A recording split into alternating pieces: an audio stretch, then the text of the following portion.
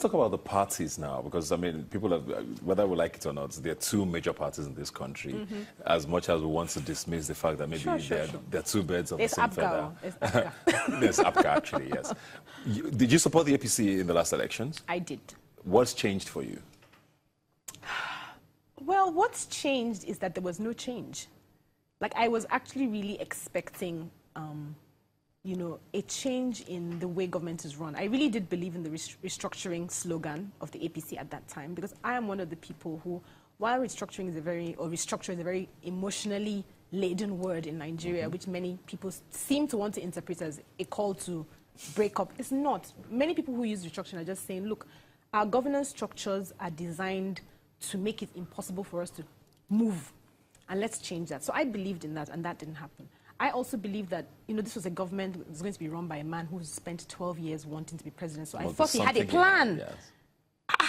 I thought he had a plan. And he, no, only from within, like 6 months, to name ministers who you could have closed your eyes and picked out, you know, just doing eeny, meeny, miny, mo, because they're the people around you. Come on. It showed that the man who was president at that time, or who is president now, really had no ambition other than just to be. Just wanted to be the president. Yeah.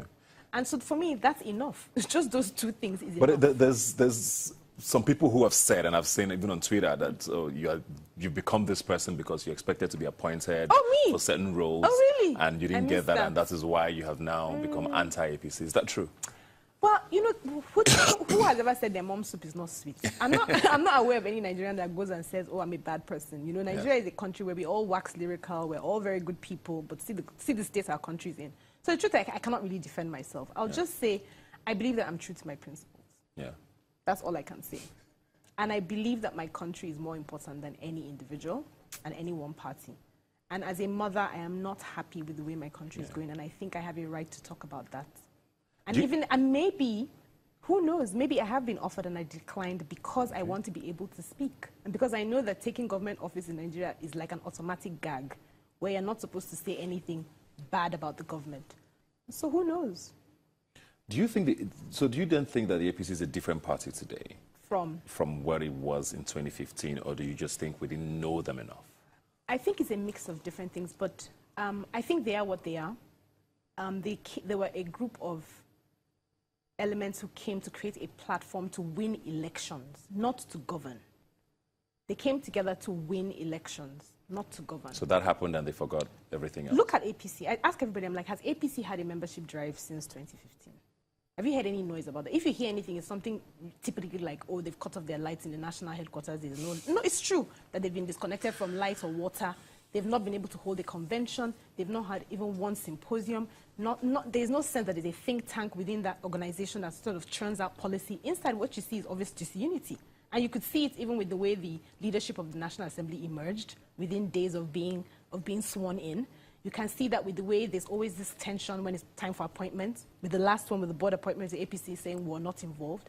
Does that seem like a party that's working together? So I think the answers are obvious for Nigerians. If you don't want to see the signs or the clues, nobody will be able to help you. They say you can't wake a man who is pretending to sleep from sleep. Yeah. So the signs are there that this is not a real party. And that's why people are saying that maybe we'll see something new coming out from their convention. Because, you know, typically conventions are the way a convention goes, you know who controls the party and how the primaries are going to be decided. What about the PDP? What about the PDP? I mean, people have always said, okay, maybe the APC does not have a soul. Maybe that's why it's the way it is. There's no soul to the party. They just came around, like you said, to win elections. But the PDP was sort of organic, even though a lot of things happened along the way. What about them today? I honestly would be, my assessment of them will only be a little less, you know, flattering than what I've just said for APC. I don't think PDP2 is a party. And we can see, I thought, honestly, and I was really looking forward to a PDP that would emerge from the loss in 2015 into a powerful party that would, you know, sort of understand its role as opposition. What we saw instead of they spent almost 2 years fighting. There were two factions between Sharif and McCarthy. Then we had this charade of a convention where, you know, people were walking out, where we know for sure that it wasn't transparent. So I would ask again, what has changed? You couldn't even change the faces of your National Working Committee. You know, all the rot and all the things. I was a PDP candidate in 2014. So I heard all the stories about how the primaries were being decided when Muazu was chairman, Ahmed Muazu was chairman, and Secondus was his deputy. Even after the elections and everything, I remember there was all this scandal about how billions of naira that was raised by PDP from forms, from people's forms, had disappeared, had been mismanaged, and yet Secondus is still the national chairman, and I'm supposed to believe that PDP has changed? Interesting. Looks like 2019 will be very, It'll be one to lit. watch. Let's talk about the red card movement now. Sure. What is that? Well, I'm not formally part of it, Yes. but from Twitter, Yes. the red card movement is putting, because again, the reason why I like the red card movement is Yeah. there's a realization that yes, it's unlikely that we can do much without APC and PDP. So it's a way of putting both parties on notice, which is why I think that the saying is, if you don't give us better candidates, then we're red carding you.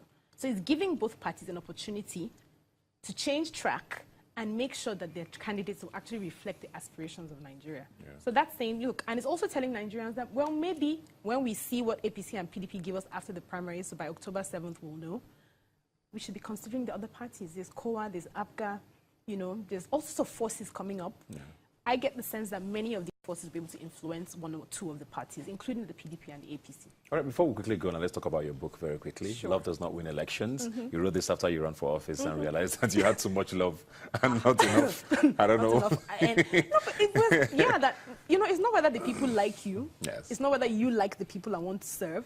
You know, I remember the famous weeping of Buhari, you know, and at that time I felt I could understand his pain. You feel like you have a lot to give. We didn't know he didn't have much, but you feel like you have a lot to give, but you don't have the opportunity to give it. Listen, that's not what wins elections. What wins elections is owning the party, the structures of the party. Again, it comes down to this Chike and the fact that primaries didn't hold in Anambra Senatorial District. The party just decided, oh, we're going to give Uche Kwenife take. That's not how a party is run. Yeah. And that's where an Uche or whoever who is picked that way doesn't feel they owe the people anything. Because they got it on the yes, platter. It's a self-fulfilling cycle. So, yes, I wrote the book because I found that despite my background, you know, at least fairly educated and fairly exposed. It was still not enough. Not even that. Not that it wasn't enough, that I was an illiterate about how our political process works. And so sharing that book, writing my experience and sharing that experience is a way of trying to improve our general understanding. If we don't know how politics works in Nigeria, we'll never know how we're processed to keep failing, and we'll keep wondering what's wrong with us. The answers are in that book.